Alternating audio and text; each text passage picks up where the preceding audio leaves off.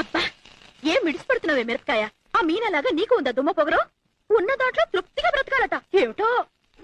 అబ్బా మాకు తెలియదు కాబోలు ఆ విషయం.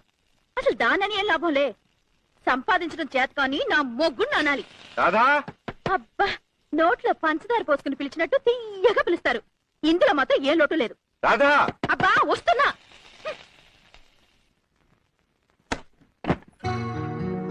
అవును, టంగున ఆరు కొట్టేసరికి టంచనగా వచ్చేస్తారు కదా, ఇంత ఆలస్యం ఏంటి?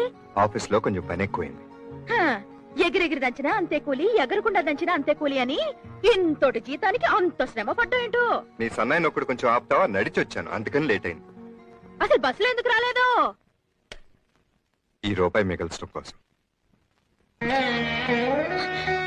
₹1 మిగల్చడం కోసం అంత దూరం నుంచి నడిచి వచ్చారా?